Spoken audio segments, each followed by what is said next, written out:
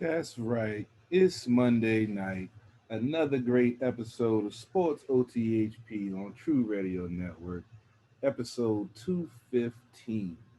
We hit the 200 mark and we still keep on moving, keep on grinding, bringing you the best DC sports coverage around. We have a great show as always, talking Capitals, talking Wizards. Both of the teams had a impressive week, even a shocking week for the Wizards. And Robbie and the NBA Roundtable is going to break that down in around 9:45, 9:50 after we talk Capitals, and they're 3-1 week. I'm actually in the lab right now watching the LA Kings and St. Louis game. LA is up 1-0 in the second period with 15 minutes left. And I'm gonna go ahead and bring in Robbie G and see what he got to talk about tonight. Rob, I know you got some interesting news and notes lined up or something. Yeah. No, it's been an exciting week. I just got to come up with the title for this episode, and the title is The Capitals and Wizards Combined for a 6-1 week. And that is just something we haven't had in so long as a DC sports fan. I mean, 6-1, only one loss. It's I know Brian Brennan will be happy about this. It was to his Rangers, but that was so technically everybody gets a win on this show. Brian will come on, he gets his win. We all get to win, but some pretty crazy stuff. I guess the news and notes comes out of Lake Tahoe. I've been doing these little Capitals brief videos that have been getting some good traction on our page. I hope people like them. Doing it from a new place called The Bunker with a cool background. And you can see we're using new cameras, new angles tonight as well. But yeah, it was crazy. They tried to do a day game, Lake Tahoe outdoor game. Didn't expect for sunlight. The decals were melting the ice. They had to have the longest first intermission in the history of hockey. And they had to pick it back up midnight Eastern time to finish that game in the pitch black. So none of the cool background that they were hoping for. And then that pushed our game up. So we were originally going to have a 7 o'clock game to talk about on Sunday. That game moves to 2 o'clock because they need a game to fit that 2 o'clock spot. Luckily, we win that game, but we had to emergency recall a goaltender up, and just absolutely crazy because, I mean, Anderson was on the taxi squad. And then that morning at 10 in the morning, they gave permission to flip him and Samson off because they did it so last minute to them. They made the decision at 4 o'clock the day before. And so they were able to switch goalies. He gets his first ever Capital start, and he gets a win, a rough start to that game. We'll break that more down, so that way they can get their afternoon game in Lake Tahoe on NBC Sports. And that worked out well if you're a Bruins fan, not so much if you're a Flyers fan. But yeah, just crazy how like COVID had screwed up our schedule before, and now it's not a winter classic, but their outdoor game that they're doing this year screws us up this time. And it's just like this game wasn't even planned last week when Brian and I got together. This was supposed to be a Rangers game. It got changed twice this week. It got changed to New Jersey, then it gets changed the time, and the Capitals have been terrible. They were 0-3-2, I think it was, in afternoon games going into it, and with all that adversity, they still come away with a victory. But anyway, we'll get into that game. But just those are the news and notes. Just Lake Tahoe, as people were saying, basically almost screwed us over, but we were able to get the victory anyway. But those are the news and notes I have. Carol, any thoughts on any of that before we get into the podcast? Well, I didn't get a chance to check out the Winter Classic, and then with the game being moved up, unfortunately, I didn't get a chance to check You it could out. have catched the midnight game. It was on a Saturday at midnight. Uh, They moved it so last minute that you probably didn't even know it was then. But who's watching it on the East Coast at midnight? I mean, that's kind of like the I joke, mean, right? Like, normally I am, but Saturday's my long day at work, so I know I was knocked out at 12. So I wouldn't. yeah. But No, I got knocked out at 12 too. I didn't watch it. It's just that's what's so crazy about it. But I'm kind of happy. Just real quickly on who won that game.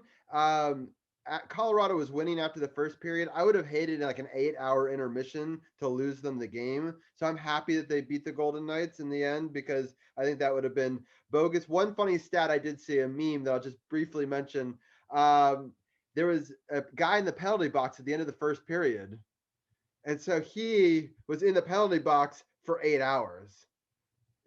So it's the longest serving penalty in the history of the NHL, which I thought was kind of must funny. have been But a hell of a penalty, right? exactly. 8 hours, man. Yeah, they should put Marshawn in the penalty box for 8 hours. I think I like that very Yeah, they could have. He was at the game. Oh, he's at the next his next game. But yeah. So and then I mean, Boston just whooped up on Philly and the afternoon game. That's really kind of an much. evening game for Football us. score. I was like 7-3. Man, I wonder who got the field goal. Yeah, it was kind of close at the beginning, but I mean, it was all Boston. I love the jerseys though. Boston and Philly, both the throwbacks, the yellow versus the orange, kind of a cool look. And it was nice with the sunset behind them. So I mean, it did look cool, but obviously they were planning for middle of the day, and that was never going to work. So it's just kind of funny to me. It's like they should have been able to figure that out, but they only had 2 site visits or something like that when they usually have like 20. And instead of having 2 years to plan for it, they did it in a couple of months. So Uh, like they clearly goofed pretty badly. But at least the Capitals versus Devils gave people a show if they tuned into the nationally televised game. So that's something. well, I was watching the Carolina game earlier, late last week, and they had the Hartford Whalers jerseys on. And I remember Brian said I remember he was rocking his Hartford Whalers jersey. I still do like that, but I might gotta cop me one too. I already know Brian probably feeling pretty good about that Rangers victory. And I told this is why I hate all New York teams because no matter how bad they are, they still find a way to beat the Washington. They're I think right. They're sixth in the East, and I they think beat we the have a Capitals. 4 game losing streak to them, Carol. 4 games. It's crazy, man. The bread, man. I can't stand the bread. He's a Oh, great. that's breaking news. The bread man is being set up by Putin. Have you heard the story today, Carol? I saw in the group chat y'all were talking about. I was looking at the line. I mean, it's not hard to believe if he But I spoke. mean, that's a crazy story. I mean, he's taking time off because he's so rattled by this whole Yeah, thing. because we don't really talk politics on this show. And I wish I'd have got this story yesterday because I'd have talked about it on At the Bar Radio yesterday. I mean, it But broke today. I mean, it is what it yeah, is. that's what I said. I wish it had broke yesterday. We can only hope. But when you speak out against him, yeah, it's not a good thing, and he has the right to, have some fear because apparently Brian said he spoke out against him, and yeah, you do that, and you're famous, and you're in the United States, making money. Yeah, you might want to watch your back. Yeah, I mean, people are saying, oh, it's, some people have given Ovechkin and Malkin a lot of shit in the past for, being behind Putin. But if they live there, sometimes of the year, this is what could happen. So it's like, of Yeah, course, they're going to be supporting Putin. It doesn't mean that he really loves Putin. It just means he, wants to have a house that he can go back to in Russia. yeah, that's just something you don't do. So I mean, prayers, hopefully, things work out and, we'll see how the story develops. We're not really going to get into Yeah, why he's taking the time off. Because like I said, we don't discuss that type of thing on the right. podcast or other conversations on social media. We just bring you the games, the knowledge, the insight, and we leave all the, extracurricular to the folks that have time to talk about that type of stuff. For sure, for sure. Okay, well, I think we've previewed the podcast enough. Let's bring in Anna, and we'll talk a bit about these different games. Some exciting games. I'm just super happy. It's kind of nice. Brian and I talked about the bad Pittsburgh game, so we don't have to today. So that box has been checked. I know we talked about whether we were Yes. talking about 5 games or 4 games. We broke down that Pittsburgh loss. I'm not going to make you guys go through that. So let's just talk about the Pittsburgh victory. Yeah. And why don't you break down the scoring, and then I'll get Carol's thoughts on that game. All right. Sounds good. So on the 16th, Pittsburgh against the Capitals, and there's no goals in the first. And then in the second period, Connor Sheary scores at 4:52, assisted by Ponick and Jensen, which was good to hear those names. Followed by Vrana scoring his fifth at 11:31, assisted by Oshie, which happened to be his sixth, and Backstrom's 12th. Like, just impressive. Giving it a 2-0 Caps lead, I should say. And then at 1:09 in the third, Eller scores, and the Pens get their only goal at 15:05 for a 3-1 Caps win. But I will say there was a little, I don't know. I know we talked about it last night on Power Play Point podcast, but it was shots on goal. So we had 42, and The Pens at 27. So, okay, so that was great. But man, I will tell you that power play, we had 5 opportunities. We had 0 for 5. 0 for 5. So that was not impressive. It was frustrating. It was a great win, but definitely a huge frustration. Yeah, Carol, what were some of your thoughts on that game? I kind of liked the way they played this game. You know, they had a 3-0 lead. We were all hoping for the first shutout for Double V, and we got a goal with 15:05 in the third. But they played a good game. As Anna mentioned, they outshot them by 15 shots. They were more physical. They were blocking shots, and they just outplayed the Pens and broke their winning streak at home. They were undefeated at home, and Washington was able to play Capitals hockey. The power play, it's it has been frustrating to watch it, but you have to remember that this power play has been together for so long, and so many teams have seen it. So, at some point, some teams are going to be able to, figure it out and stifle it. And Pittsburgh does have a, not going to say above average, but they have a quality penalty kill unit, and they do take away time and space. So when you've seen, the Capitals power play over and over again, and Ovi's going to be in the Ovi's office and Carlson is Right. running things, they get used to it. Predictable. So yeah, and so now I know a couple of games. I think later in the week we saw a couple of wrinkles in the power play with Ovechkin going to the point, or him actually going down low to the net and trying to just give a different look. So they know they have an issue with the power play now that they're finally getting penalties called against them, because when they went through a stretch where they weren't getting those calls, they were getting plenty of calls on them. I think they'll figure it out, but it is a little frustrating to know all the talent that's there and not be able to execute when you had an extra man. But also, I remember Kuzi's just getting back too, so the Lions are just getting back to their regular chemistry. So we saw better power play, throughout the week, So hopefully it continues to go in the right direction. What do you say, Robin? Yeah, I mean, I'm just happy to finally get a victory over the Penguins. I really did not want to go 0 for 4 in Pittsburgh. I know we've got 4 more coming up in Washington, including 2 more this week that we'll talk about in a little bit. But we just got to get off that schneid. I just don't want them holding that over us. I mean, No. they're our biggest rival. We already our lifetime against them. The numbers are not good. Playoff numbers even worse. And so luckily in 2018 we finally got one of the 2 series playoff that we've ever won against them in. But other than that, it's just historically they dominate us, and I hate that. And so, any win we can get against them. Obviously, I wanted the shutout, but I'll take the win no matter what, just because we needed to get it, and we needed to get it in regulation. So, the fact that we could get those 2 things checked off for me was all that really mattered. But I thought it was a well played game.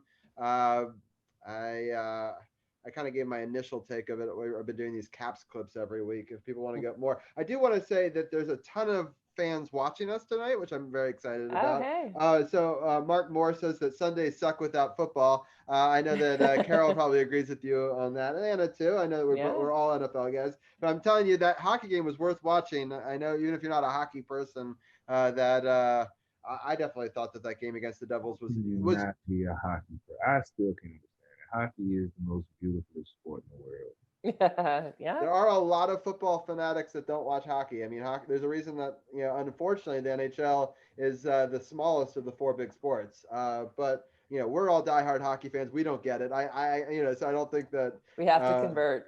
Yeah, we have to. So Mark, you got to check them out. But Tony's also saying that he likes the Caps when they started Anderson and he played well against Jersey. Played well. Ovi scored, and you think it will help.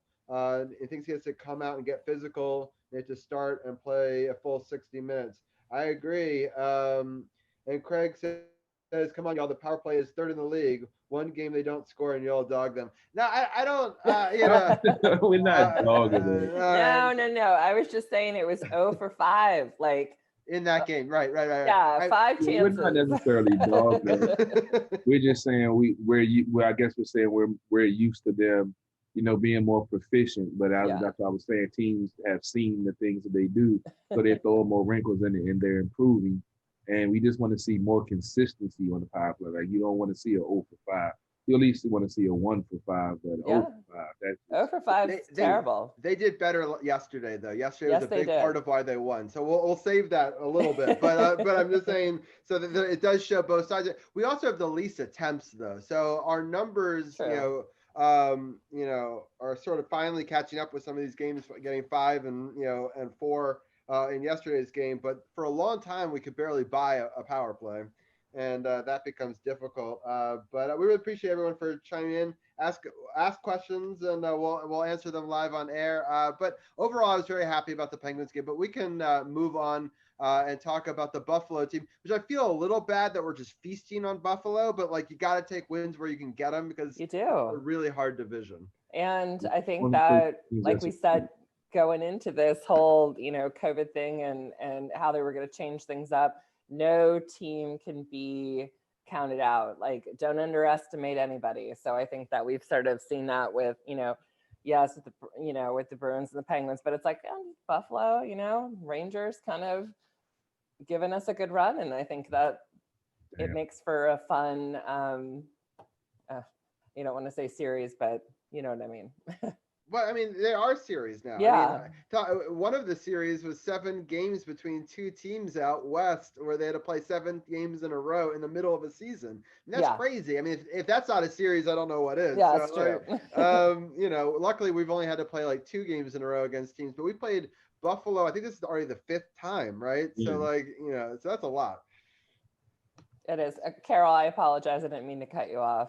Oh no, you good. You were making some good points. I mean, it's going to be an interesting season, and I think like I say, it's going to be anybody's. Just like last year with the bubble, you never know who was going to come out and who was going to play well, who was going to have, somebody might get sick or get diagnosed with something. So it's going to be interesting when it comes down to it, when it gets to playoff time, especially with this new format and with these teams playing each other so much and being in the same division. That's the only thing that they're doing.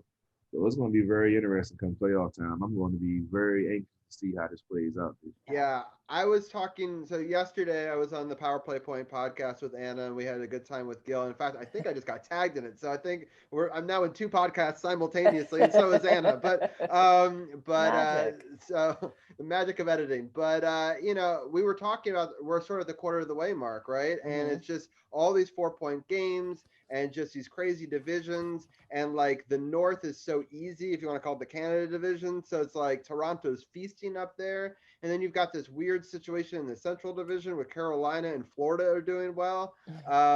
And surprising, the 2 teams that were in the championship last year are not the 1 and 2 teams in it this year. So I mean, Right. to speak to your point, Carol, who knows what's going to happen? It's just 1/4 of the way through the season, but it also, all the teams have played such different amounts of games. It's hard to get a sense. We've played a lot more games than, let's say, a New Jersey, right? Yeah. So, when they make those games up, maybe they're a better team than we expected. Maybe they're not. It's hard to know where anybody stands. Usually it's a little bit more even at this point in the season, but it's definitely been interesting for sure. But all right, Anna, let's break down the. Speaking about that, Tampa Bay.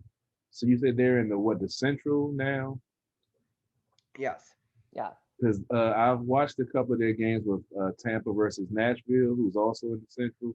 Right. And I don't know if you guys have checked it out, but they, for some reason, they hate every game they played. They've had a whole bunch of fights in it. So it's like some rivalries are coming out of this realignment that some folks weren't even, that I would have never saw Tampa Bay versus Nashville having bad blood. But for some reason, I don't know the reason why.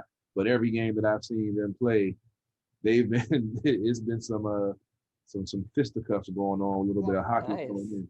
But you say that also, I mean, Edmonton is sort of the darling of the western side of Canada. There's so many Edmonton fans over there. And then Toronto is kind of the darling of the East. And now they're playing each other 8 times. Yeah. And that creates some interesting rivalries. So exactly.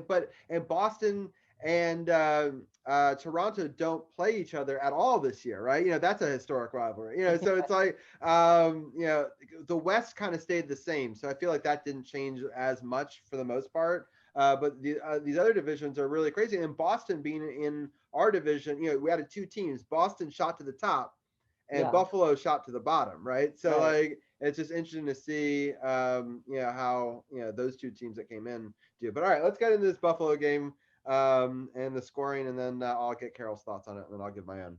Sure. So it wasn't until 1723 that we saw Capitals goal by Backstrom, scoring his 8th, which was a power play goal assisted by Oshie and Ovechkin. Second period, Tom Wilson with a shorthanded goal at 6:38. It was fantastic to make it 2-0.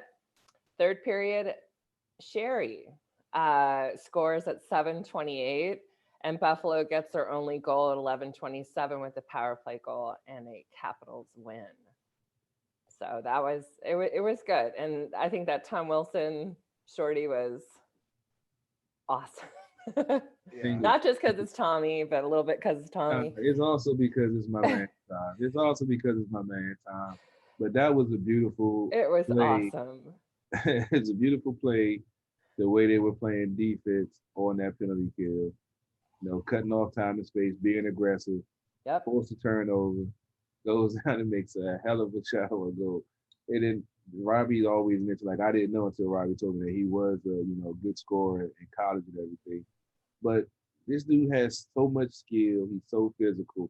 And it's like now nobody even wants to throw hands with him because they know what's going to happen. It's like he's like the perfect match for this team, especially with having Ovi out there, because now that Ovi's getting older, folks gonna try. Would normally try some things and see if they can get away with it. But with Wilson out there, they don't even want that work. So I love Tom Wilson, man. I love the fact the way that he's played, the way that we've seen him mature from when he first came into the league and got that unnecessary bad reputation. These people were scared of him, but they want to say he's dirty. No, he's not dirty. He's just physical, and he's bigger than you, and he knows how to handle his stuff on the ice and with his fist, and there's nothing you can do about it. So you can be, call him dirty, but to me, he's a hell of a player. He's going to be a hell of a player for this team for a long time. Yeah, I agreed. Yeah. One real quick thing about the Tom Wilson goal. It says it's short-handed, unassisted, but there was a bit of an assist in the fact I liked that his running mate was basically saying, do not pass, do not pass, do not pass. And he's like trying to almost throw a pick, right? He's taking the other guy with him and saying, don't pass it to me, I'm throwing a pick, right? And so then he saw that and he was like, all right. Yeah. And then he made his move. And I'm happy he did it because it took the thinking out of it. And then Tom knew exactly what he was going to do after that. And so it's unassisted, but it's, exactly. Not really. He's such an unselfish player that he would rather try to get somebody else to go instead of worry about him scoring. So that's why he's like, hold up, I know what time. Let me go ahead and just be a pick right here. You got it. Go ahead. You put the work in.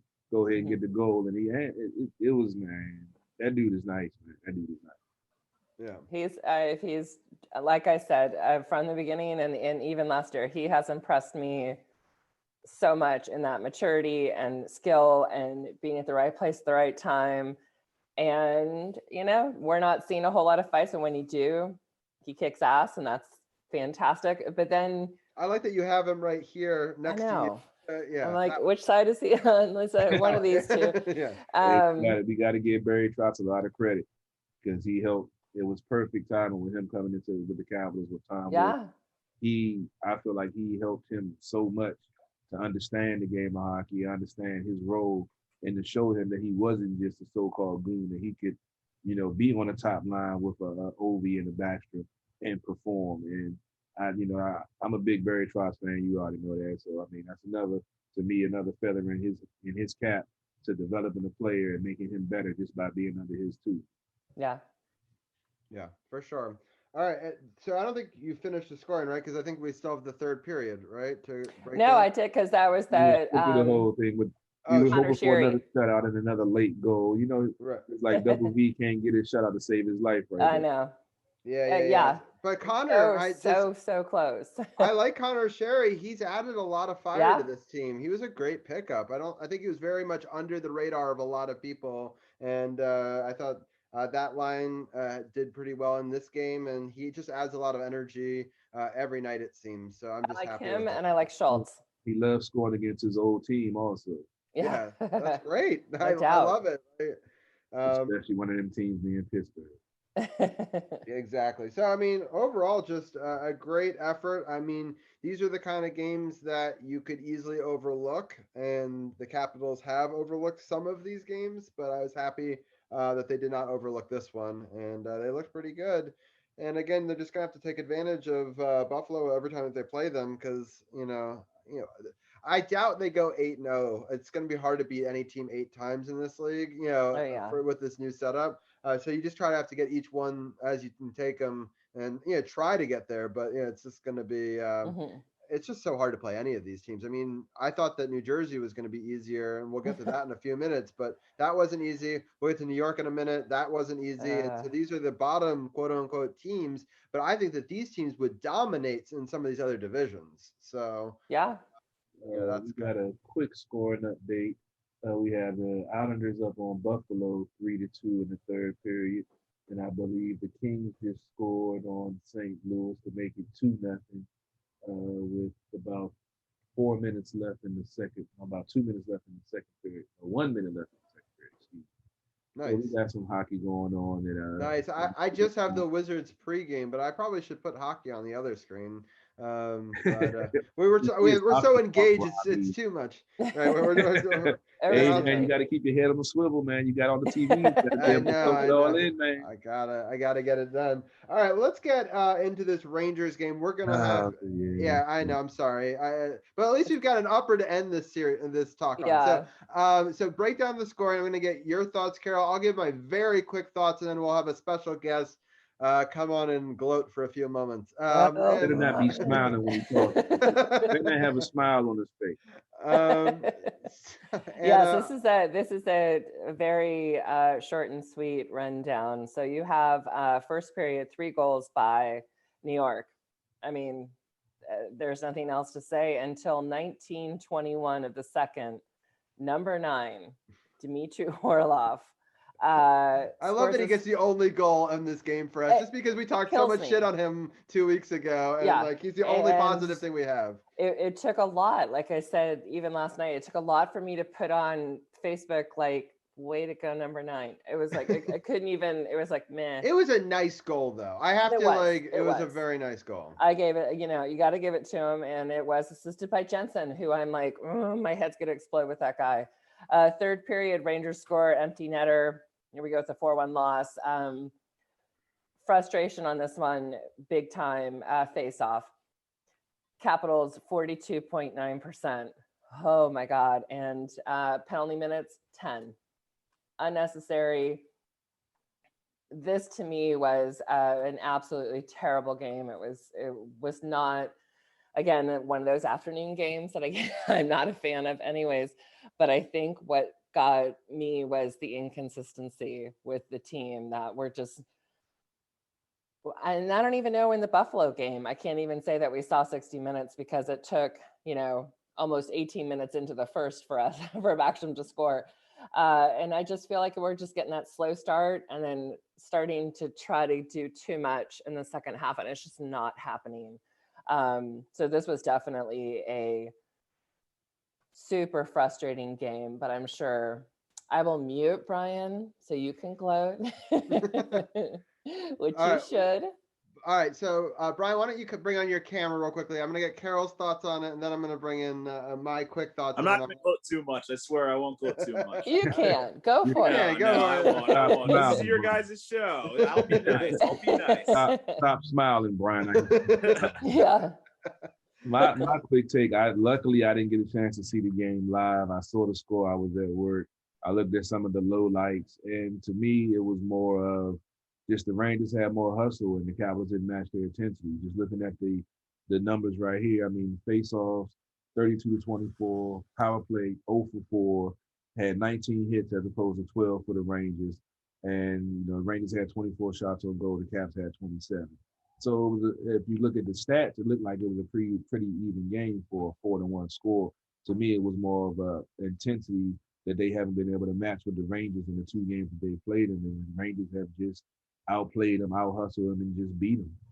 Right. Yeah. So my quick take on it is they can't just leave people open in front of the net, right? So there was shot, rebound, someone in front of the net scores. And that happened on repeat, right? Almost all of their goals were done exactly the same way. And so that's obviously problematic for a whole host of reasons, because it's not like they got a whole lot more attempts than us. The rebound control wasn't there, and the defense boxing them out, to take a term from basketball. There just has to be somebody there putting a stick right on him. Otherwise, it's just too easy. I mean, the number 1 draft pick in the NHL, you can't leave open in front of the net. Like, even if he's not scoring before, that's a good way to get him going. That was his like, first even strength goal. He hadn't scored 5-on-5 before that. Yeah, so it's like, but you can't leave him open there. And then just taking too many penalties overall. Yeah. I mean, I know they only made 1 out of 5 of the power plays, but it puts us on this situation where we have to have shots against us. We can't get our push together, and it sort of breaks up these periods. And it makes it really hard to get anything going 5-on-5 for the Capitals. And I agree, 0 for 4 doesn't help on the power play for them, but just, you just can't leave people open in front of the net. But Brian, what were some of your thoughts? Yeah, like you said, 0 for 4 on the power play for the Caps, I think, was key. The Caps came into this game like red hot on the power play, so I think to stop them was really key. And to get a power play goal of your own from Chris Kreider, I think was great. And to score the first 3 goals, and I think to really put a stamp on this game was really key, just to, establish the momentum, to know, and winning that first game earlier this year, to know that we can compete and play well with the Caps, I think was big. So yeah, I'm just really happy with the result. Obviously, I'm not going to gloat too much, obviously, because it's your show, but I am happy with the results. And you won the previous game too, right? Like, and that was a good yeah. But I think when we spoke last night, my crazy kind of walk away from this game was that you have that fantastic Zibanejad. Yeah, I was like, who was on fire last season, and so and then not doing anything so much this season, and then of course he gets his first goal against us, breaks that, and it's like, oh, okay, so oh boy, I don't know why I love this thing so much, man. Yeah. I wish he'd start scoring a little bit more, but he is one of our key players. Against Capitals, he seems to score a lot. Didn't he have like 4 goals against us last year in a game? Or Five. Five. Oh, there you go. Look, get it wrong. I don't want to relive that. All right, I actually watched that game, and I'm still upset about that. I still like talking about it. That's a 5-goal game. Yeah, it's pretty crazy. Yeah, so, Brian. No, Brian, before we let you go, real quickly, I know that Carol we don't talk politics, so we're not going to take our take, but I want to get your quick take on the bread man and the situation that happened as it's today. Yeah. If you have a quick thought on that. I mean, I don't really know the whole situation either, so I'm not going to get too much into it, but it sounds like, they're basically sounds like, he's a rich Russian person, and it sounds like they're basically holding him hostage. The Russian government, kind of like, it sounds like he spoke out against Putin, and now they're using it against him. So I'm hoping he's not out for a long time, but this just adds it's been a very weird season for the Rangers with what happened with Tony DeAngelo to start the year. And now we've got this, just plus the inconsistent play of the team. Very weird, very strange. I just hope Panarin's okay. I hope he gets through this all right. And I mean, unless the allegations are true, in which case, forget that. But I sincerely hope they're not. I actually believe him and when he says that they're not. So we'll see what happens. But yeah, definitely kind of an ugly situation. For sure. Yeah, it's they're basically blackmailing the guy. Yeah. So if he did do it, then that's despicable. But if he didn't, which most people don't think that he would have, then then that's pretty horrible that another country is interfering in the NHL at this point. But we'll see. But a Russian country interfering with the U.S. Yeah, we've seen this before.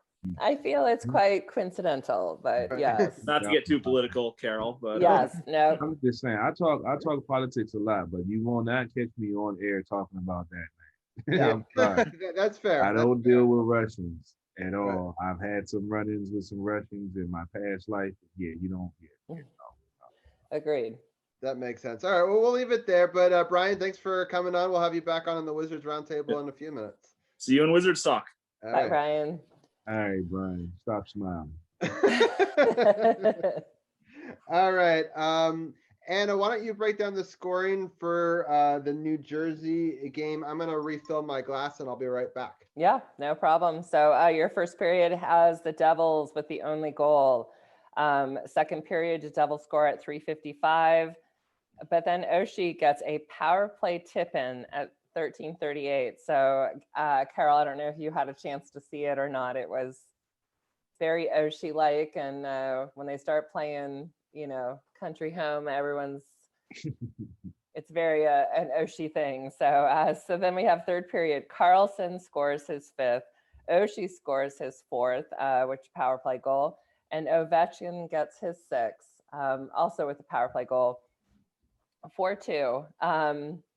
But of course, we couldn't just let that go because at 1948, the Devils do score. So 3-4 Caps.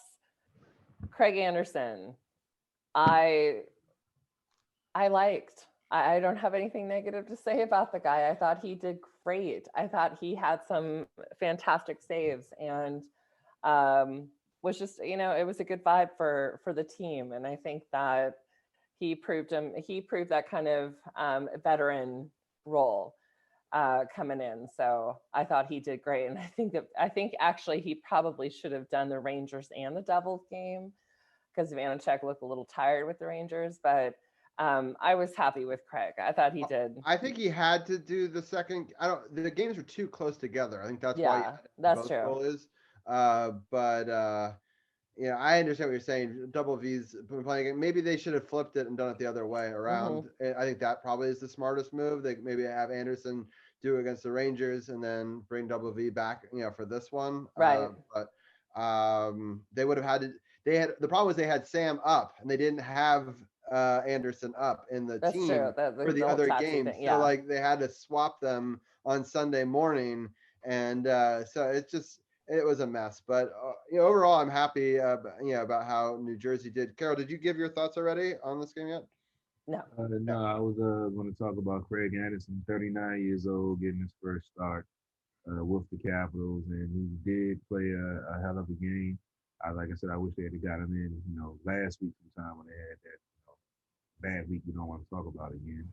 But Oshie, him and Ovi haven't really got a chance to get going. Ovi was on the COVID protocol and Oshie was playing center and trying to fill in where he could. But him getting 2 goals in this game, you mentioned that first goal, the power play goal with him on the doorstep, that was a beautiful play. Mm-hmm. And then Ovi, they pretty much doing the same thing, just deflecting in front. That's the way they have to play. They went 3 for 4 on the power play.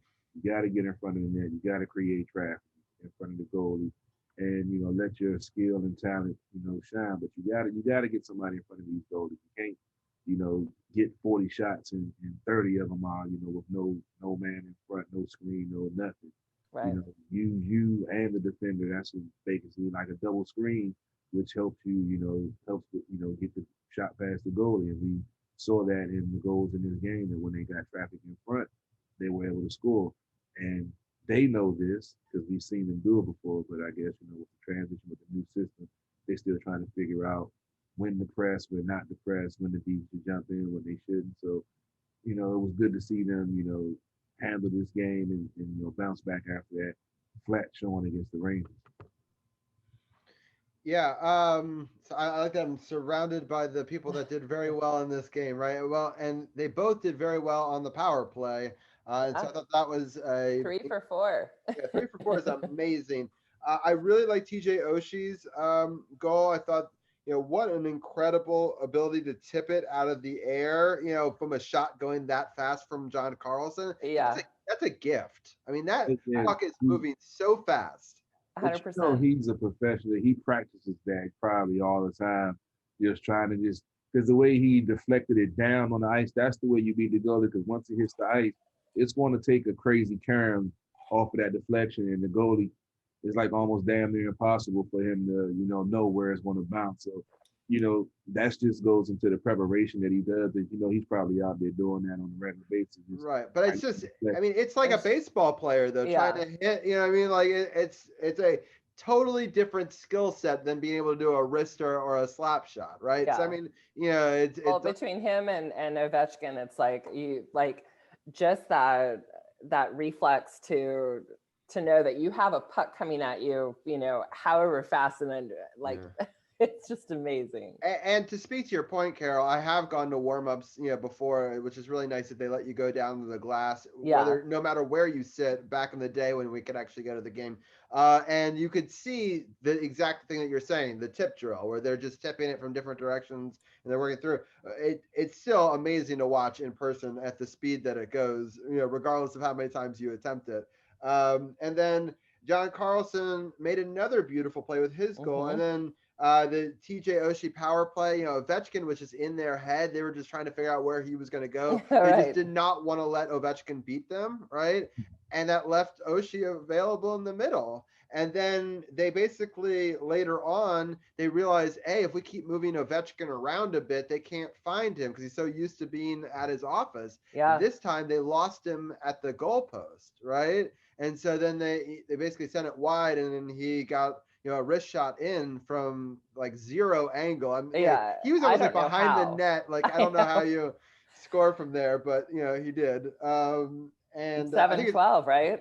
Right. So that was great. And I mean, just to get all those guys going. Unfortunately, they got one back at the very end, but I mean, just a really gutsy effort, especially because they were outshot. I think it was 10 or 12-0 to start this game. Yeah. And in the end, they outshot them 41-26. So, I mean, it was basically almost like 40-13 from then on. So it's like, it was crazy. So like, that's a crazy shift in momentum. I was really nervous at the beginning of this game.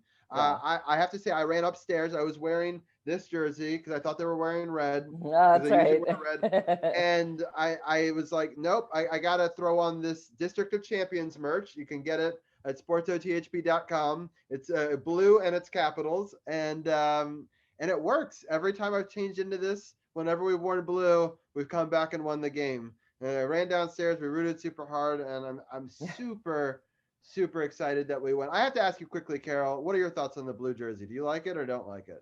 Oh boy. I love the blue jersey with the W on the front. I love it. To me, a lot of folks didn't like them, and a lot of folks did. I love the way they look. To me, do you like the W, or would you? I was proposing to Anna and Gil last night. What happens if they had the Weagle, not in this sort of like slash design like this, but just have this centered in that blue design? Or do you like the W? I like the W because I actually have when they did the Winter Classic a few years ago, they brought out the where it said cap with the W on the end. Oh, that's true. I don't know where it is right now, but I actually bought one. I don't know where it is, but I actually did buy it. Yeah, no, it's definitely an interesting look. It's funny. I hated it at first, but now we've won 2 out of 3 in them, so now I kind of love it. So, yeah. Speaking of jerseys, real quickly, we have not debuted this jersey yet. It was supposed to happen against Philadelphia, but if everyone remembers, that game got postponed. The very first game for it is tomorrow against the Penguins. So I think I will wear the blue shirt to continue the streak going, but with this on top of it. So I think that's going to be my ensemble for tomorrow. But overall, I just thought it was after a very sleepy beginning to a game, I'm happy that they finally woke up because they're going to have to play 2 more games against Jersey in the afternoon next week. So this is a good Well, and the Jersey team is young. I mean, I was watching yesterday thinking, is it Jack or Hughes? Okay, he's 19, but God, he is good. So he's, so there's him, and I think Wood is going to be like a Michael Lotta, just kind of a bit of a hothead. But they have a young team, and I just don't think you can ever underestimate them. And I think they definitely proved that yesterday with it being so close. Yeah, there's no one like this just running away with goals for them, but they're kind of like scoring in bunches around. It's just like everybody had like 3 or 4 goals. Yeah. It's like 8 or 9. And they just haven't played as many games, though. Is that right? Aren't they the one? That's true. Yeah, they played 4 less games, I believe. So yeah, but I think that Hughes kid is that's just it. Like he just turned 19, but this is also not. I think this is his second year in the NHL. It's like, my God, like they're babies. yeah. Carol, do you have any? Bobby, I just checked out your feed, man. You got a lot of questions on there, and we need to answer some of these questions before we move around. I did answer most of them before. I'm just scrolling through because I'm in Facebook jail right now, so I'm on parole, so I can't even stream on my page. So I'm checking out your feed right now. Yeah. I answered them earlier in the feed, I think. Okay, cool. Yeah. You guys checking this out. Yeah, no, definitely. Yeah, the only other things were Tony saying hockey is the best football player. Fans, if they watch it, they'll turn. And Mark Moore says, I can't get into hockey, but he knows what a hat trick is. So, but I thank everyone for tuning in. Let's, Carol, do you have any final thoughts on Jersey before we talk about the upcoming schedule? Well, no, let's go ahead and get up. I know we got the NBA roundtable. We running a little behind. We can talk about so much hockey stuff, man. We got some good games on, some good topics. So let's go ahead and get to the upcoming schedule. All right. So the upcoming schedule, it's pretty easy. It's 2 games against 2 different teams.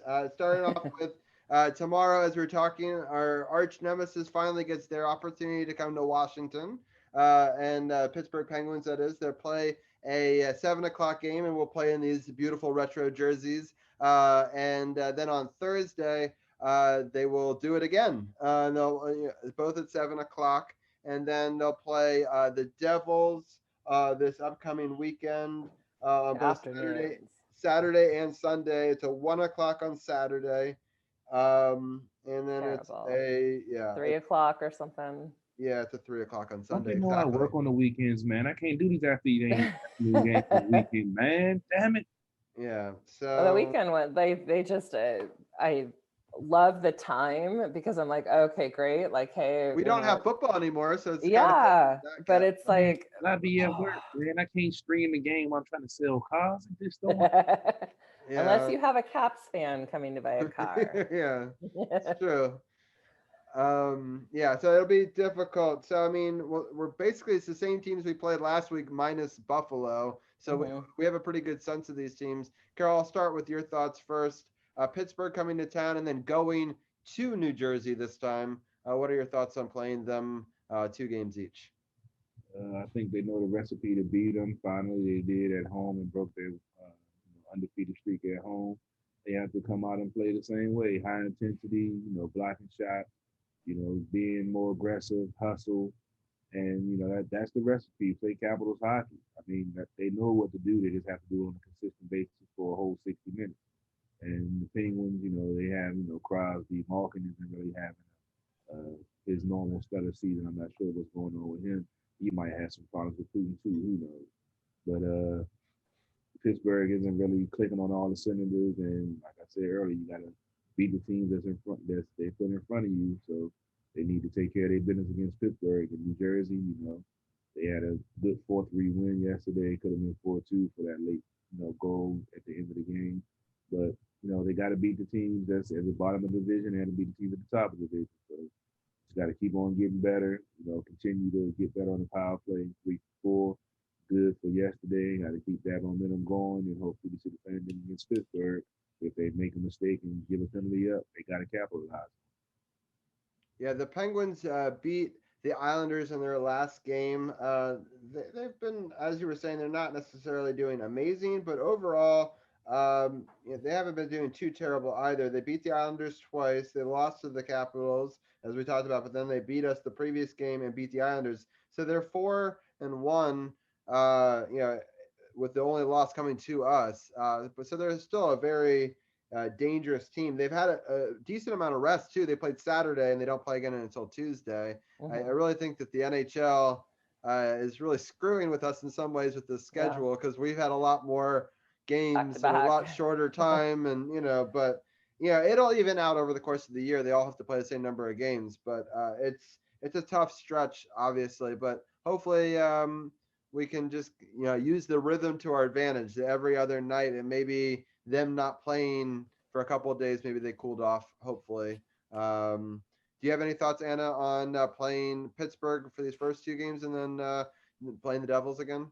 I feel the same way with what Carol said. I think that the most important thing is to remain consistent and show the 60 minutes. I mean, even yesterday with the win, the team still scored at 1948. So that kind of tells you those last 12 seconds, you still have to be on it. You can't just drop your guard. So I think that they're getting into their groove. We just need to get back to that. And I do want to say, I don't know how I forgot this, but Lars Eller, I forgot to acknowledge his 300th point. Yeah. So that's good for him. It was on Go an for assist. the Tiger. Yeah, it was on an assist, I believe. Yeah. So, I believe he was the only third Danish-born player to reach that milestone in the NHL. So yeah. Mm-hmm. Yeah, I did a news and notes brief after that game, and we talked about it. So yeah, it's only the third one ever. You're exactly right, Carol, and good for him. I mean, Tiger's been a big part of our team. I'm super happy that Montreal did not keep him. So I think he was a big part of that 2018 run in the sense that he won us the cup. We'll never forget that, right? So. He scored the game winner and the game against Columbus. Right, and the game winner overall. Going down 3-0, and scored the game-winning goal against Vegas Golden Knights to give the Capitals the win for the Stanley Cup. That's just some trivia y'all need to remember. Because it's going to be a question in about 20 years. For sure. Yeah, big part of both of those things. So, well, that's awesome. Well, Anna, I had so much fun with you and Gil. I think that it's now out. Yesterday, we did our quarter review.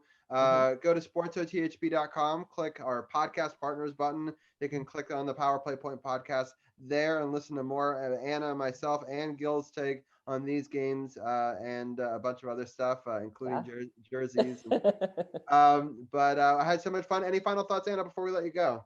No, just thanks for having me on, and looking forward to seeing the retro jerseys tomorrow night. Let's hope it brings us some luck. Yeah, sounds good. I hope so too. All right, thanks for joining us. Have a great night, guys. I'll see you next week. Yeah, sounds good. Bye. All right, Carol. I'm just now setting up my feed here for. Let's see.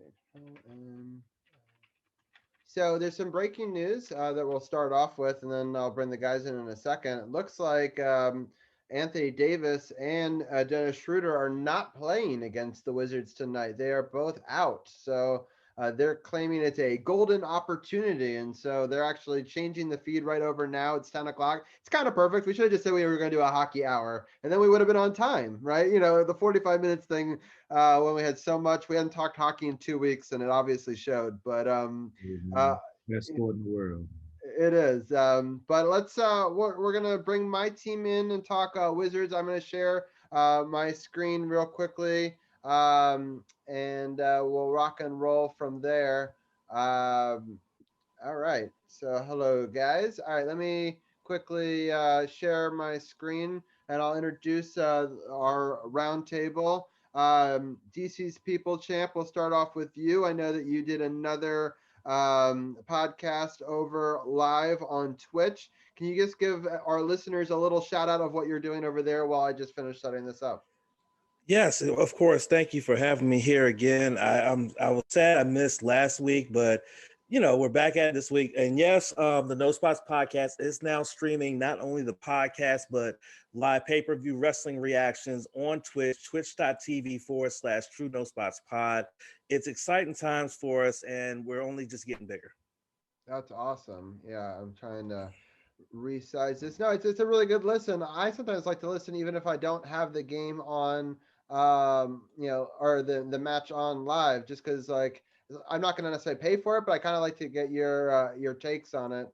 And so that's kind of cool. I think this is now. All right, cool. I got it working. Yeah, me and Sif did one last night, and it was pretty fun. We had a lot of interactions. Dujanay jumped in there late in the proceedings, and it was pretty fun. He called the pay-per-view drier than overcooked chicken, and I had a good laugh at that. That's great. Dujanay's great. Yeah, definitely check that out. I highly encourage it. Also, when they do a podcast, you can also click the podcast partners button if you're more into wrestling. You can check that out over, again, sportsothp.com, podcast partners. Click the No Spots podcast. So I'm going to bring, well, Brian's already been in, but we talked about a couple of games last week. We were hoping to go, the Wizards would go 2-1. We were not expecting 3-0. Brian, what were your general thoughts before I bring Tim in?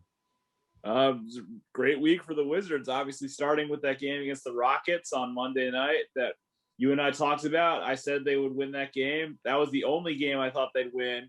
But obviously the win against Denver, the last second win, and then winning on Portland on Saturday was great. Now they've got the Lakers tonight. See how it goes. Yeah, it's funny. You actually did kind of think that they could beat the Nuggets and catch them sleeping. I did. Yes, I did. So you did think that they could win 2 out of 3.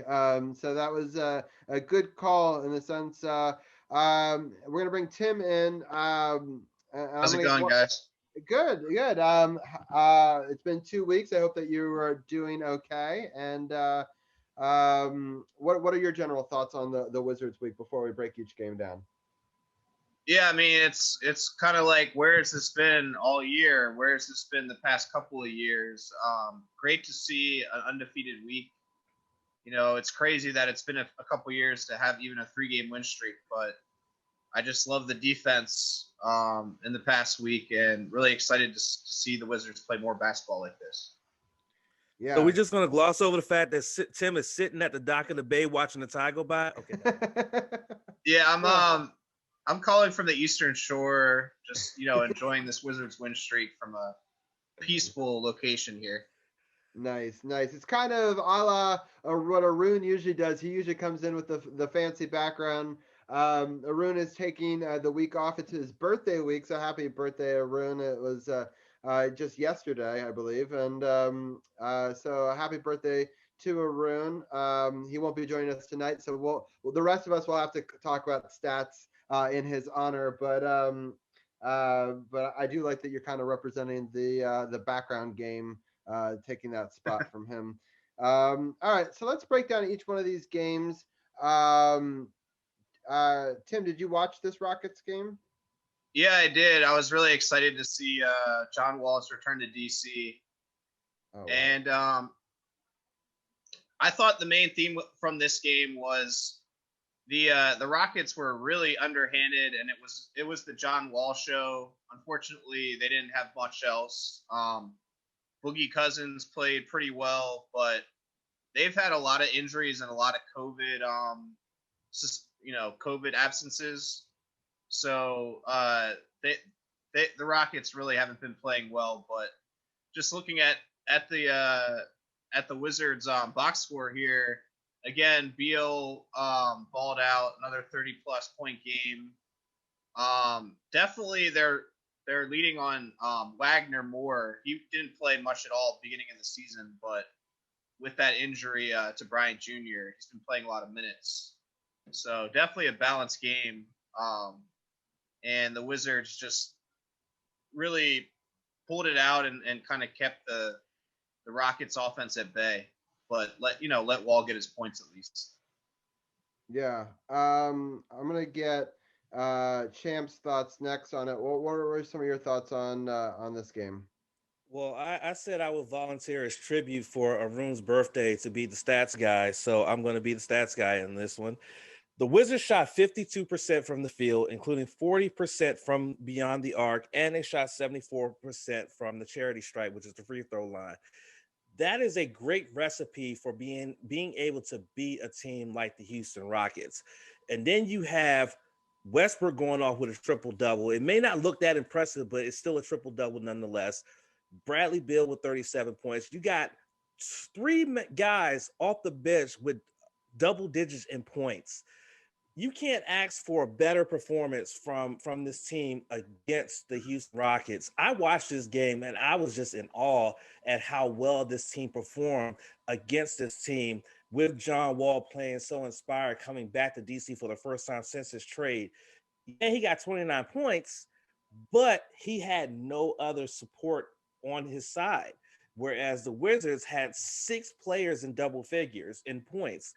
That's how you win basketball games, especially when you play pretty good, solid defense. Yeah, they gave up 119 points, but they scored 131. So that's the recipe you need to be able to beat such a team. And who would have thought this would begin such a winning streak? Yeah, it was pretty amazing. Yeah, they started off well, but they played well throughout the game. I thought in the third quarter, obviously that was a big to outscore them 28-20. Just overall, Bradley Beal had a beast of a game. Westbrook, who honestly, Brian and I thought earlier in the day we weren't sure if he was even going to play because it was going to be a back-to-back, and he hadn't been playing back-to-back games. But he did, and he really wanted to show Houston what they lost. And 13, 15, 16 is a great game. Overall, I thought John Wall tried to keep his team in it, put up 29 points and 11 assists, but they were able to keep kind of everybody else at bay for the most part. The Rockets still scored 119, but if you're going to put up 131 points in regulation, you're going to have an opportunity to win a lot of games. I think that may even be the most points the Rockets have let up this whole season. It's definitely up there. Their defense looked like the Wizards' defense on a lot of nights. But let's move on because there's a lot of games that we got to break down tonight. So the Nuggets game, the Denver Nuggets just started out on fire, outscored them 41-24. But the Wizards stormed back in the second. Scored 46 points to the Denver Nuggets 23. So ultimately, they had over 70 points in the first half. It was pretty even in the third, and the Nuggets kind of came back in garbage time in the fourth. But ultimately, the Wizards, well, it wasn't even garbage time. They actually came back, and it was a tie game, wasn't it? And then they fouled them at the end, and and then Bradley Beal went to the line and shot 2, I believe, and they won the game. Yeah. So they actually did. The Nuggets did storm all the way back, and they thought they had tied the game, and that was with less than a second on the clock, I believe those free throws happened. So I think it was the right call though, because you can't hit him that hard down low under the basket, and he's a superstar. I've seen it not get called, but I think that was probably a good call, but I'll get the roundtable's thoughts on that. I'll start with Brian because you're less biased, maybe. Did you think that that's the right call at the end of that game? Yeah, I thought it was the right call. I thought it was definitely a foul the way he was driving. And Bradley Beal is, like you said, a superstar and always going to get calls like that. So I thought it was the right call. Admittedly, I was really tired when I was watching this game. So I didn't see a whole lot of the end, but I did see the very last free throws brought by Beal that clinched this game. This was a good win. I kind of, like you said, Robbie, when we did our thing last week, I kind of hinted at the fact that the Nuggets could win this, or that the Wizards could win this game over the Nuggets just because it's the last game of the homestand. And, I thought they might want to, go to the West Coast with a bang. But what a great game this was. Really a back and forth game. Really exciting. Bertans was great in this game for the Wizards. He shot 9 of 11 from the field, 35 points. He was the real star, I would say, even more so than Bradley Beal, which is unusual in a game as high scoring as this for the Wizards. So, this was a good win to have. Like I said, you want to end your homestand really strong. That was a really long homestand for the Wizards, and to end it the way they did, like this, in a bang, is awesome. Great way to end it. For sure. And I sort of overlooked Bertans having, I believe, his best scoring night of his career. 35 points in 30 minutes, and almost all of it were on 3-pointers. I don't think he made a 2-pointer. He made a bunch of free throws as well. I believe he made 8 points off of free throws, and I think the rest of them were 3 Yeah. pointers. It was 9 of 11 from 3. 9 of 11. Yeah. All right. So 27. Yeah. So yeah. So I was a little off. No, I was right. 27. Yeah. So that's pretty crazy to make only threes and free throws. I don't remember another time that's happened for a Wizards player in a long time. Tim, what are some of your thoughts on this game? I thought that Denver's two stars both played amazing games, and it's going to get lost because they lost the game in the end. But Murray and Jokic both nearly had triple doubles, and Murray had like 35 points, and the tying three was almost at half court. It was an incredible shot. It was definitely a foul on Beal. I don't know why Mike Malone, Denver's coach, was so irate. Like, he apparently trashed the Wizards locker room, and he was yelling at the officials, really, really angry. But to me, it was an obvious foul. But just a great back and forth game, a lot of star power. Bertans has been great, definitely his best game, in his career, really. So if the Wizards can play like this and they can go toe to toe with a really good Denver team that a lot of people pick to be like a top 4 team in the West, it's gonna really bode well for the Wizards' future. Yeah, Champ, what were some of your thoughts?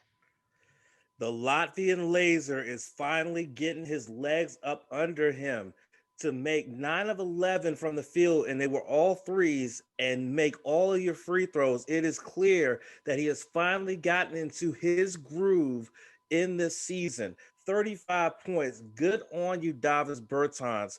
And then another triple-double for Russell Westbrook. He is slowly creeping up there into the franchise lead for most triple-doubles for a Wizards player. And it's just, again, another situation where, yeah, the defense was spotty, but they were able to scrap and claw and grind it out. And then the foul on Beal. Now, I didn't see the end of the game because it was a West Coast game, and it wasn't a West Coast game. I missed the end of the game, so I fell asleep. But I didn't see the foul. But clearly, from talking to you guys, if it was a hard foul, then it was the right call to make. And Bradley Beal clutched with the free throws to close out the game and give this team yet another victory in what has been a great stretch for this team that they have not seen all season. Yeah. So just a little scoring update. The Lakers are up 11 to 7, 9-12 left in the first quarter. Westbrook is to the line, and he misses the first free throw, which has been frustrating for me to watch. I don't understand why he misses so many free throws. Because I don't know. I just don't think, personally, I don't think guards should miss that many free throws. I understand what a big guy does, but I don't know. And he swishes that one like perfectly. It's just such a mental game. Anyway, 8-11 now. The Lakers are up 3 very, very early in this game. But overall, I am just really impressed by how the Wizards were able to come back and win this game. The next game I want to get into is the most surprising of it because none of us would have predicted this. But I'm going to go through the scoring real fast. Trailblazers just dominated the first. Outscoring them 43-31. But then the Wizards outscored them 30-12 in the second. I mean, 12 is one of the lowest scoring quarters I've seen against a Wizards defense in quite some time. I was really impressed. But then the Trailblazers exploded again, and they put up 37 points in the third quarter. Meanwhile, the Wizards still put up 28, so it wasn't too terrible. But in the fourth quarter, once again, the defense showed up. This time they only allowed 19 points, which, I mean, I get only 19, but that's still pretty good for the Wizards. And they were able to put up 29 points and were able to come away with a 7-point win, 118-111. Once again, this time Westbrook really put in a lot of points. Another triple-double, 27 points for him. And Bradley Beal put in another 37 points. I also want to congratulate, we haven't talked about it yet, but Bradley Beal is going to start in an all-star game for the first time in his career. So I think it's much deserved. I mean, he's been leading the league in scoring. So it's been pretty impressive what he's been able to do through this first part of the season. And so the Lakers are now up 13 to 10 over the Wizards with about 8 minutes left. But I'll get everyone's thoughts on this. I'm going to start with Tim because I know that you've covered the Trailblazers. You've lived out in Portland before. What were some of your thoughts on this sort of crazy back and forth game? Well, both teams came in with winning streaks. Wizards with a 3-game streak, and Portland with a 6-game winning streak. So Portland was the heavy home favorite. They really outplayed expectations so far, unlike the Wizards. And they really handled the Wizards in Washington not too long ago, especially with the 3-point shot. Their perimeter players really destroyed Bertans and Denny and the other guys out on the perimeter. But just the way that the Wizards played in the second quarter really set the tone. And then the fourth quarter, again, they clamped down on defense. Lillard was great like he always was, but he missed a couple threes in the fourth quarter that were key. And the Wizards continued their streak of having terrible first quarters, but were able to overcome it. So that's the only thing that's a red flag to me from this game is the whole season they've had bad first quarters. Even today, not the best start. So they need to clean that up because they're not going to be able to come back and, hold a team to 12 in the second quarter often. But another great win and an exciting upset, really. Yeah, for sure. Champ, what are some of your thoughts on this game? The fact that this team was able to shoot 50% from the field is a positive. My concern, and it's been a concern throughout the season, is 3-point shooting. They shot 23% from threes, and you take away some of those misses, and this is probably not going to be a close game. But you shoot 6 of 26 from 3-point land, and you're not gonna you're lucky to squeak out a win or two here. But they went to the charity stripe and was 75% from there. So that's a good thing. Dame Dollar did everything he could to win this game, going out and scoring 35 points. But when you have Russell Westbrook with a triple-double with 27 points, and everybody's contributing, and you have lockdown defense in the second and fourth quarters, only giving up a combined 31 points in those 2 quarters, that's how you win ball games, is playing good defense and making the shots you need to make. And so here we are sitting here talking about 4 straight wins, including a win on the West Coast over a team like the Portland Trailblazers. I mean, what a world we live in right now. It's pretty crazy. Brian, what are some of your thoughts on that game? Yeah, I agree with everything that's been said. Especially that second quarter was tremendous. To only allow 12 points to a team that's high scoring and as potent as the Portland Trailblazers is that was really the turning point in the game. And I know Portland was good in the first and the third, but really the way the Wizards played in that second set the tone. Lillard had a great game, like Champ said, but when Westbrook is getting a triple double and when Beal's getting 37 points, it's really tough to beat that. And I can't believe they're on a winning streak either. They're picking the best possible time to play their best ball of the season right now. Against some difficult opponents. So this is good for the Wizards. This is very good. You should all be very happy as fans because this is, very, very exciting the way they played these last couple of games. Yeah, for sure. So we talked about it, Brian, last week about the surprise win over the Celtics that sort of set up this run.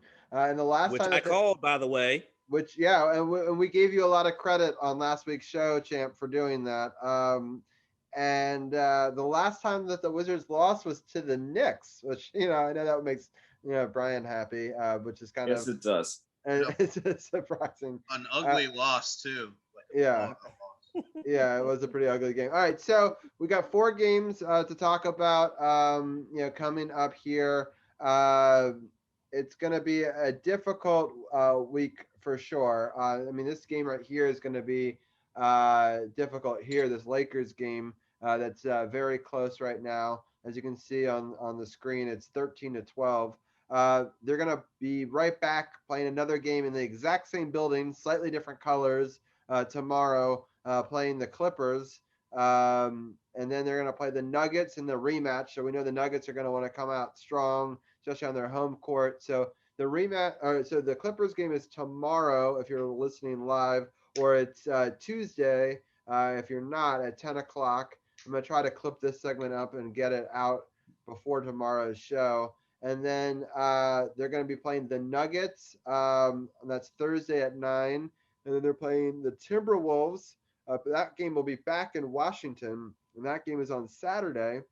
So it's a Saturday at 7 o'clock against the Timberwolves. And then they're playing the Celtics again, but they have to travel to Boston for that Sunday game at 7 o'clock. So that'll be difficult to have to play back-to-back games in two different cities. I'm going to go kind of around the table, and you guys just give me your thoughts on those four opponents plus this live Lakers game. So I'll kind of give each one of you the floor. I'm going to start off with Brian because he's kind of the outside perspective, and then I'll let Tim go, and then I'll let Champ get his take as well. So Brian, what are your thoughts on this difficult stretch here? Well, first off, I want to give a shout out to Michael Edgley because he just started a podcast called DC Who That Way. And on the first episode of that podcast, he said that the Wizards are going to win one of the games in LA between the Lakers and the Clippers. And I agree with Mike, actually. I think that the Wizards are going to, with the way they're playing now, I don't know if it's going to be this game against the Lakers or the game tomorrow night against the Clippers, but I think they will win one of these games for sure. I think that Denver game on Thursday is going to be, I think Denver's going to be, you mentioned how pissed Mike Malone was. I think Denver's going to be pissed, so I think that game's going to be tough. The Timberwolves are not a very good team. They actually lost to the Knicks last night, and they actually fired their coach Saunders after that game. So they're totally rebuilding.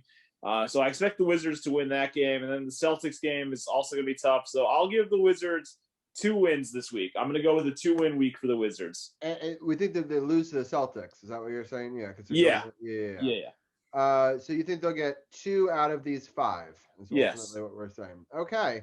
Tim, I'm going to let you have your thought on the 2 LA, the Denver game, Timberwolves, and Celtics. What do you think? How do you think they're going to do?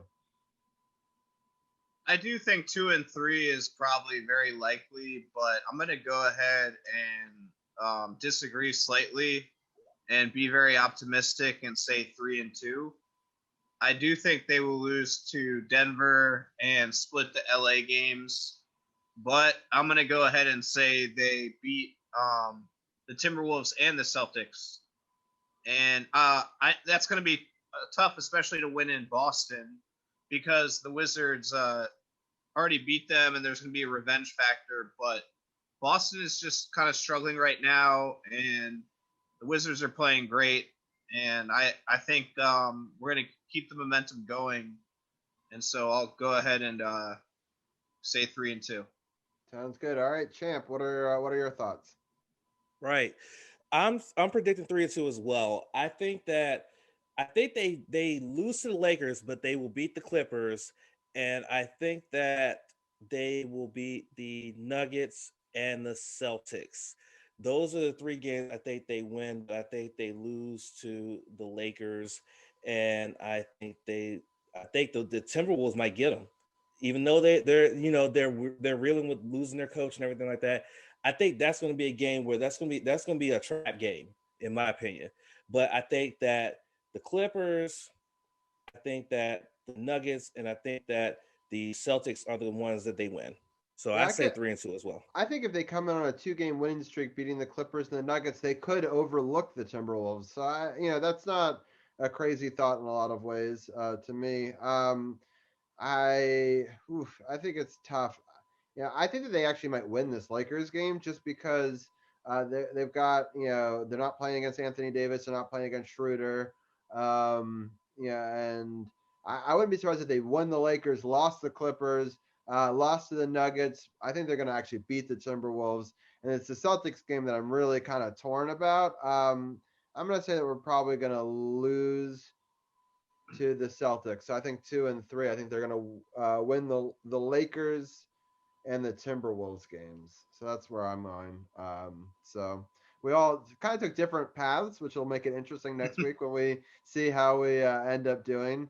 But we're going to wrap it up pretty soon. I'm going to let you guys give each of your final takes on this Lakers game that we're watching right now. I don't know if any of you guys have it on, but the Lakers just had a block, and they're coming down the court. They are currently up 23-21 with 2:40 left in the first quarter, and they're driving to the hole, and it's a foul on, I believe it's Bertans, and so they'll be going to the line, I think.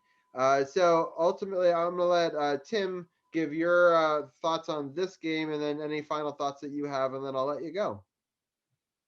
Well, I would just say Wizards, they came out fairly strong. The game is close. Unlike many of their first quarters, they're not getting crushed. So that's great to see. There's no Anthony Davis. There's no Schroter. The Wizards definitely have a chance. I'm not going to go ahead and predict a victory yet, but this is how I wanted to see them start this game, not get way far behind. So,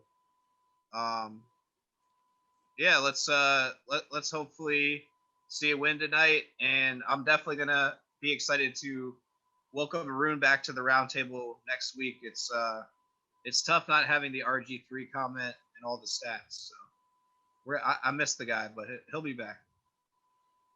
Yeah, no, of course. Happy birthday again, Arun, and definitely take the night with family, of course. And I enjoyed that Tim took your background. But we'll enjoy having, I'm sure, him back next week. But Tim, thank you as always for giving a perspective. I know that you follow the Trailblazers a lot closer than many people do on the East Coast, so it's always good to get your take on that one as well. So hope they have a good week, and we'll talk to you next week. Yeah, thanks. You too, guys. Have a good one. All righty. Brian, did you get an episode out today? I had a very busy day at work. No, actually, I took today off, honestly.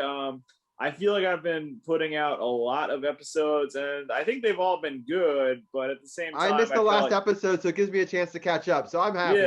Yeah, yeah. I think it just gives people a little bit of time to catch up. But there will be an episode on Friday. I'm planning on doing an episode on Friday, so stay tuned for that. And do you want to give people a shout out on what happened on your Friday episode, because people can go back and check that one out? Yeah. So Friday's episode was a little bit shorter. I just talked about the NBA All-Star game, which I'm not a huge fan of, honestly. I don't think they should be holding an All-Star game right now. I think it's kind of stupid that they would even consider something like this. So I talked about that for a little bit. And then I did, I got a story to tell, which is the segment I do where I tell stories from my past. So I told a story about from when I was in college and covering sports then. And then the outro. So when the outro, I talked about stuff that happened in the sports world and just general shout outs and stuff. Unfortunately, I gave a shout out to your family, Robbie, because of what happened with Ginny. I'm sorry again about that. I'm sorry for your loss. Thank you. Yeah, it was a good episode, and everybody go check it out. Yeah, I really appreciate the shout out. I know you told me that you did it.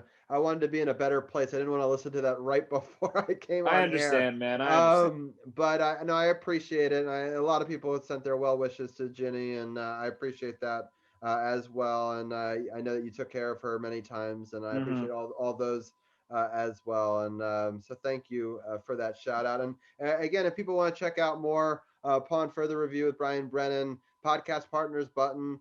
Click that on SportsOTHP.com. Click upon further review of Brian Brennan, and check out that Friday show and this upcoming Friday show. So I think once a week now that we're down to just two sports for at least a little bit makes a lot of sense. So, yeah, I do too. It was time.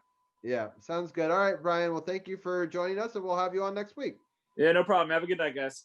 All right, thank you. All right, Champ. Let people know.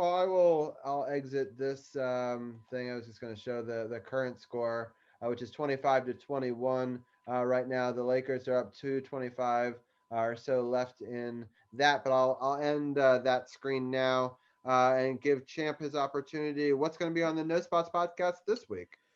Well, this week it's episode 100. We have finally hit episode 100, so we are going to have a special guest. Dan, the mayor from the Starting Five podcast, is going to be our special guest and will be podding with us, talking wrestling this Saturday. As we're going to talk about Elimination Chamber, we're going to talk about the week that was. We're going to be just talking wrestling, all that, and everything like that on the Facebook Live, on YouTube, and on Twitch. Twitch.tv/True No Spots Pod. Myself, Sid, and the mayor. Friday on this Saturday, normally at 5, but we'll have to find out what the mayor's schedule is like. It may be earlier, maybe later. We'll find out. Sounds good. Well, yeah, again, podcast partners button. It's a theme. You can check out that one as well. No Spots Podcast over at sportsothp.com, podcast partners. And you can also check it out on all the different platforms and check them out now on Twitch and on their Facebook. And they're doing big things over there. Congratulations on episode 100. And we'll talk to you next week. You guys take care. Champ, take it easy, Mike. All right, Carol, I almost did it. I wanted 10:30 end time, 10:33, darn close. So we were able to get a lot of good basketball, a lot of great hockey talk in. Unfortunately, the Lakers are up 27-21, and Westbrook keeps missing free throws, and it's frustrating me. But it is what it is. Hopefully, they can find a way to come back in this game. But it was a fun show, and great to talk about 6 wins this week. It's a rare thing on our show, so enjoy it while we can. No doubt. I actually have the Wizards game on, checking it out myself. Westbrook missed the second free throw, but able to get the rebound and with a bank shot to make it 27-23. So I might watch a little bit of this. I still got the hockey going on. They got it was just Toronto and Calgary. Look like all the games are round up, but not much action in the NHL world tonight. So I'll probably just lay back and get ready for another day of work tomorrow. Selling cars down at Waldorf on the 2450 Crane Highway. If you're in the market for a new, used, or pre-owned certified, come down there and holler at CP3. We're going to give you the best deal available for the best cars around, new, used, pre-owned certified. Not just Hondas, we get everything. So if you're in the market, inbox me, hit me up, or come on down to the dealership, and I'll make sure I give you the best deal available. Make sure you check out the website, sportsothp.com, for the SportsOTHP apparel. Robbie got in the background. I'm rocking the old burgundy and gold Washington football team hoodie. We got the backdrop with the District of Champions. Robbie got District of Champions pillow. Just stay tuned for so much more. Hello, everybody. It's Robbie reporting live for Sports on the Hill podcast. It's almost 1 a.m. here, but I thought I would give a little update. We live on episode 215 talked about the beginning of this Lakers game. I actually, during the show, predicted that we would win this game, and we did, and it went to overtime. It was a crazy matchup. It was a lot of fun. I'm going to share the box score really quickly with you guys and just break down a couple of the big moments. It was the first overtime game of the season for the Washington Wizards. The Lakers started off strong at the beginning. They were up 33-23, and then they outscored them 30-26 in the second. But the Wizards came on strong and put together a really great third quarter, outscored them 31-23, and then continued the good play and outscored them in the fourth. And actually were leading by 8 late in the game, but unfortunately the Lakers came back in, put some good defensive plays both ways, and ended up getting tied going into overtime. And the Wizards just played really well in overtime. Westbrook was 1 assist shy of a triple-double. He had 32 points, 14 rebounds, 9 assists. Bradley Beal, 33 points, 6 assists, and 7 rebounds. LeBron James played really great as well. He was 1 rebound shy of a triple-double himself, 31 points, 13 assists, and 9 rebounds. And it was just a really good game overall. I thought there was some foul trouble by the Lakers that kind of screwed them over late in the game. Some questionable calls at certain points, but I thought Denny played great. I thought all of our bench players played phenomenal. A lot of good play by Rui Hachimura, Bertans made a couple of clutch plays. Denny made some clutch plays, including a 3, and just a great game overall. But I'm not going to try to keep people up too late, but I thought I would share a couple of my quick reactions. It's, I believe, the first overtime game of the season for the Washington Wizards, and they're able to win it, again, 127-124. And if you look at the upcoming schedule here, you can see that we've now won 5 in a row. And we're going to play right back in LA 10 o'clock tomorrow night. Then we'll play in Denver. The Timberwolves come to Washington, and then the Celtics, Washington plays in Boston on Sunday. So we talk about all this and more on the podcast. The link is in the description if you missed it. About 54 minutes in, we start our Wizards talk right as the tip-off was happening, and we talk about the first quarter and how it wasn't going so well, but I still kind of had that feeling, even in the podcast, that the Wizards would find a way to come back and win this game. But I hope that you guys enjoyed the game, and if not, I hope that you enjoyed the recap and the next morning.